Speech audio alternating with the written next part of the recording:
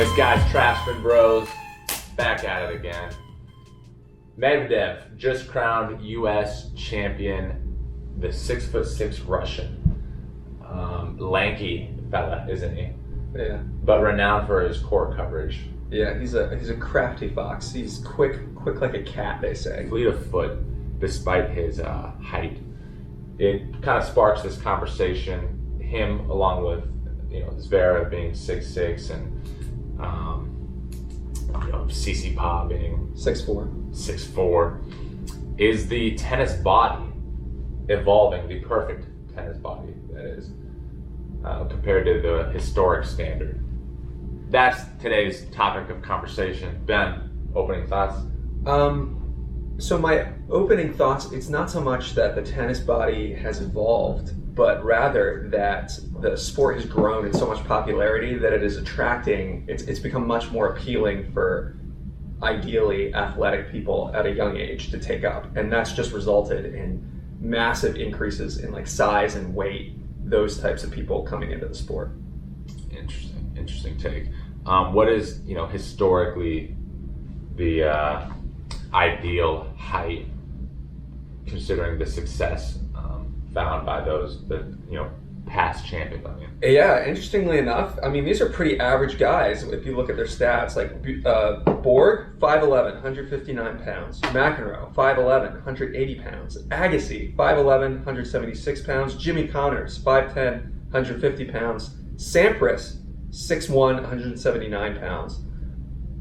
Those are our body type. I'm 5'10", you're 6'1", 6'2". I believe the average American height for a male is 5'7". Yeah. So they're pretty much right in that average range. they're just average guys. I looked up a couple of guys myself. The big dogs in the 90s, Sampras, Courier, Lendl, Edberg, all just a smidge over 6 foot. So kind of in that, again, 5'11" range. Yeah.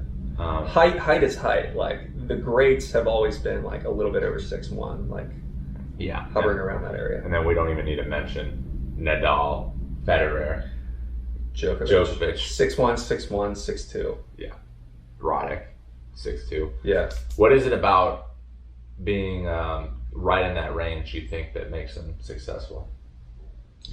I think the versatility of that 6'1", 6'2" height lends itself to being really good against opponents both above and beneath their height and skill level. They're just sort of like right in the middle, so they have a wider range of play. Like a tall guy, I feel like has a more narrow focused game, with the exception of like Medvedev and Zverev. Like you've got your serve bots like Isner, Opelka. These are freaking giants, and their style of play is dictated by their size. Like the massive serves, serve and volleys. Right. The taller the guy, obviously the more powerful his serve, which is a huge asset to have in a game. But if you begin to get too tall into that, 6'4", 5 and above range, your court coverage and mobility begins to lack. It's zapped. Is conventional thinking. Versus the short, lower center of gravity guys, like an extreme case would be Schwartzman. Got great mobility, but the serve isn't going to eclipse 120. Yeah, they're basically just hitting the ball in to start the point. So I feel like the lower people, the lower height people, they're just outliers in general. Like they're not going to be in the top 100. They have other things working against them beyond their control. Yeah. Do you think that that's going to be the trend, that these, the generation after the quote unquote next gen will just be bigger, better, taller? I don't know about a whole generation, but like the top guys, yeah. I think that that if these massive guys develop early, they end up like Zverev and Medvedev and Berrettini, where they just turn into like giants, just like just physical specimens that have that agility because their bodies have been trained from a young age. Yeah, they're all going to start to have that rare combo of strength but speed. Yeah. Usually it's one or the other. There's negatively correlated, but it doesn't seem like that anymore. Right, and like when I think of like speed and dexterity, someone like who's that Aussie? He's like in the top 25. He Oh, Demonar? yes, yeah, he comes to mind. But like someone like him, he's limited by his power. Like or that's one of the things limiting him, preventing him from like getting into that top echelon. I think. Is it easier for a short guy to develop a serve into the 125s, 130s, or is it easier for a tall guy to develop footwork and speed?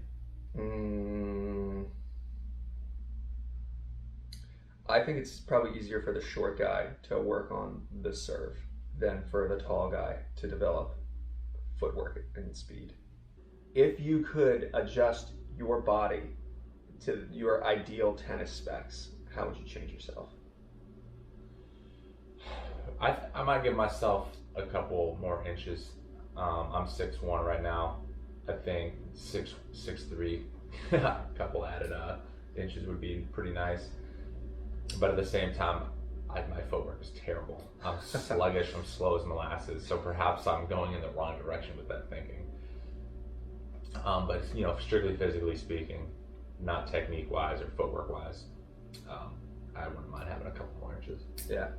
I would also, I'd bump myself up to 6'1" and probably give myself another 20 pounds, putting me at 185. You're 165? Yeah. Sheesh, go eat some protein, kid. All right. Like, subscribe, and remember that Trashman Tennis. You know what? Forget about liking and subscribing. Freaking share the video. We've got 109 subscribers. We should be up at the 1,000 mark, and it's on you to get us there. Whoa, 117. Thank you very much. Oh, wow. Remember that Trashman Tennis. It's all about the tennis trash we've been.